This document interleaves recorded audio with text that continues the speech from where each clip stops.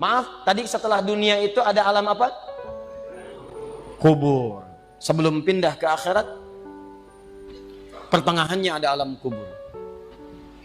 Nih lihat sini nih. Kalau orang sudah selesai di alam ini, maka Allah wafatkan. Kullu nafsin dha'iqatul maut. Setiap yang punya jiwa akan kedatangan maut. Siapa yang bawa maut? Namanya malakul maut. Kalau malakul maut sudah bawa maut, maka dia mulai mewafatkan sampai meninggalkan dunia ini. Apa dalilnya Ustaz? Quran surah 32 ayat yang ke-11, paling kanan sebelah bawah.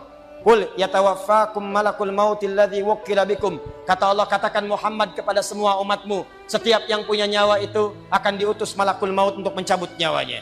Datang maut, makanya orang yang belum meninggal, yang belum dicabut, namanya disebut oleh Al-Quran dengan nama mayyitun. Nih, ada ya-nya, ada taknya. Ya-nya ada tasdidnya begini. Mayit. Kalau ada tasdid berarti artinya CM, calon meninggal. Diantum jangan tersinggung kalau dikatakan mayit ya. Iya. Sama dengan Ustaz. Iya. Innaka mayyitun wa innakum mayyitun. Engkau mayit, mereka pun mayit. Engkau akan wafat, mereka pun wafat. Cuman Allah membedakan waktu-waktu wafatnya. Barangkali tidak sama semuanya. Bisa antum duluan, saya belakangan, mungkin. Atau mungkin juga ditukar, jangan salah, bisa ditukar. Saya belakangan, antum duluan, bisa. Gak ada bedanya Ustadz. Ya sudah, saya duluan, bisa setelah antum. Nah, dipakai tasdid. Kalau datang maut, maut datang. Maut lewat malakul maut. Maut ini mengambil nafas, diambil tasdidnya nih, ambil ke atas. Begitu diambil, qul yatawaffakum malakul maut alladzi wukkila bikum. Kullu nafsin dha'iqatul. Ya ayyatuhan nafsul mutmainnah, sesuatu yang tenang. Dalam bahasa Arab disebut dengan sukun. Sukun itu tenang, alamatnya sukun bulat. Bulat ini bulat dalam ilmu loghah. Bulat jadinya, hilang tasdidnya. Maka kalau mayit itu artinya nyawanya sudah tidak ada. Mayitun masih ada nyawa, diambil malakul maut jadi mayitun. Nih alam kubur. Begitu pindah ke sini, datang malakul maut, dicabut nyawanya, maka diwafatkan, ditinggalkan dunia ini. Maka orang mengatakan telah meninggal dunia. Artinya apa? Ditinggalkan dunianya. Lihat sini, fokus. Karena alam kubur beda sifatnya dengan dunia, lain tempatnya, lain keadaannya, maka lain pula bekalnya.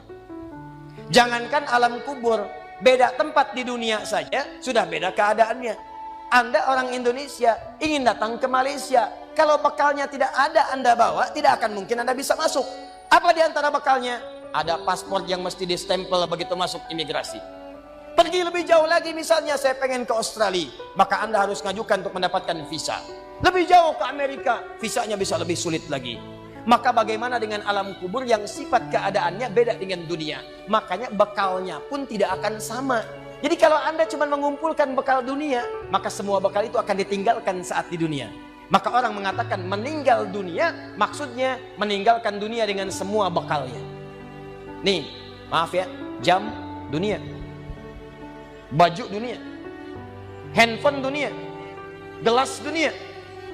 Jadi semua yang kita dapatkan di dunia, rumah yang luaskah, mobil yang mewahkah, pakaian yang glamourkah, kalau sudah meninggalkan semua alam dunia itu, maka hilanglah semua yang kita kenakan. Habis semua kita tinggalkan. Walaupun Anda koleksi yang bagus-bagus, tetap tidak akan pernah dibawa. Jangankan Anda, yang mengantarkan saja tidak akan menyertakan. Silahkan cek. Anda punya koleksi mobil paling bagus, apakah saat wafat dikuburkan dengan mobilnya? Tidak. Anda punya handphone paling mewah, kenangan tingkat tinggi. Di handphone itu suka dipakai bikin status tentang hadis, tentang ayat, tentang tafsir. Tiba-tiba ketika akan wafat, Anda wasiat kepada istri Anda tercinta. Mama, ini handphone kesayangan Papa, handphone bekal ibadah.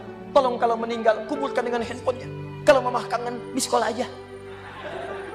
Mustahil. Tuh ayam, mereknya Bengkulu Fillah. Nikmat di dunia, tapi apakah ketika masuk ke alam kubur dibawa? Tidak. Selesai. Maka bagian pertama, Anda mesti sadar, ini yang mau saya sampaikan. Dan dari sini saya akan lebih fokus kepada apa yang ingin saya sampaikan. Kita mesti sadar teman-teman sekalian, pertama kata Allah kita akan wafat. antum akan meninggal. Wafat. Wafat. Wafat.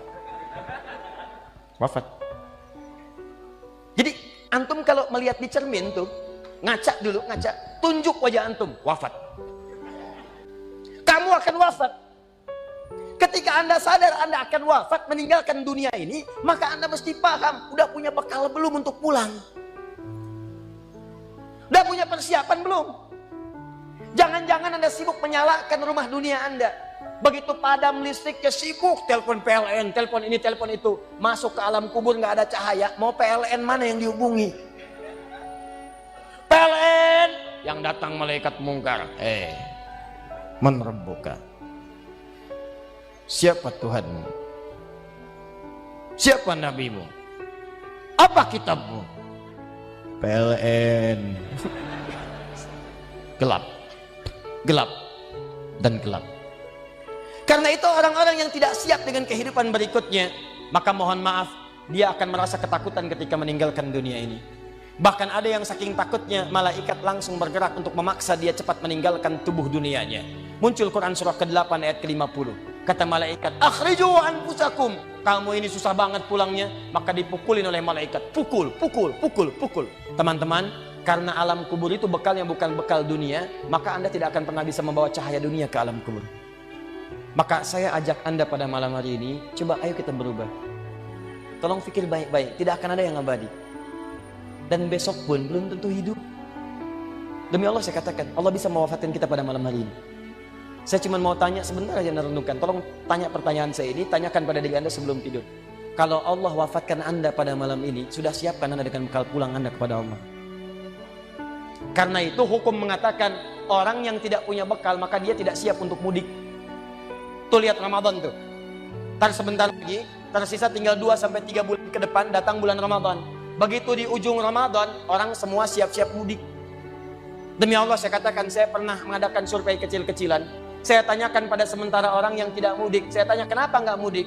Ustadz, nggak ada bekal. Dunia saja tidak punya bekal, malu mudik. Tidak punya bekal, susah mudik. Tapi yang punya bekal, oh dia nyari sebanyak-banyaknya. Begitu sebelum berangkat, tiba waktunya raya, dia siapkan. Bahkan ada yang kemudian mencari motor terbaik. Motornya Honda bebek, bekalnya singa. Motornya bebek, bekalnya singa. Karena bekalnya lebih banyak dibandingkan dengan sifat kendaraannya. Kendaraan kecil, motornya modifikasi. Tambah lagi pelepah pisang. Tambah lagi dus 1. Tambah belakang yang lain lagi. Numpuk semua di belakangnya. Dituliskan kemudian tulisan, aku pulang sayang, jemput ya. Masya Allah. Luar biasa. Kenapa? Karena tahu dia punya bekal untuk pulang. Dan yang dikunjungi pun dihubungi terlebih dahulu. Aku mau pulang. Maka yang di sana menyiapkan segala perlengkapan untuk menyambut yang pulang. Silahkan cek. Begitu tahu akan ada yang pulang mudik, maka rumah dicet. Makanan diada-adakan. Semua dimunculkan. Bahkan yang tidak ada pun menjadi ada. Cuma setahun sekali. Luarnya kongwan, dalamnya rangginang. Idul Fitri. Anda pun begitu. Jadi kalau dunia saja punya sifat mudik, maka akhirat pun demikian. Orang-orang yang punya petanya cuma dunia saja, maka selesai hidupnya di sini. Kata Allah, nih saya berikan gambaran. Yang visinya cuma sampai sini, maka saya berikan semua kenikmatan dunianya seperti yang dia inginkan. Tapi begitu selesai ini, ditenggelamkan di alam kubur sampai kedalaman yang paling dalam. Turun ancaman. Allah tidak menginginkan semua manusia larut di sini. Tapi kata Allah, saya tidak maksa. Nih saya berikan gambaran kepada Anda. Kata Allah, turun surah Al-Humazah.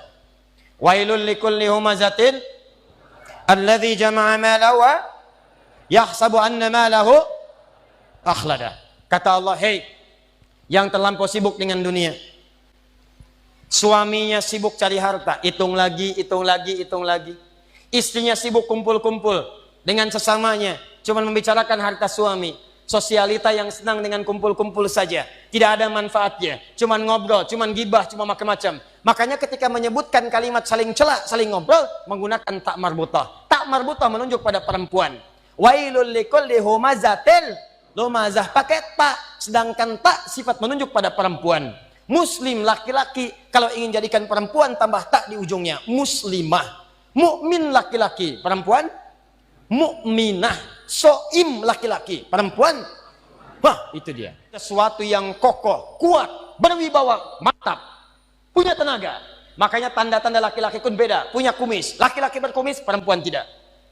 Punya wibawa, punya kata-kata yang kuat. Makanya kalau ada laki-laki suaranya sedikit gemulai saja, itu akan kehilangan sifat wibawanya.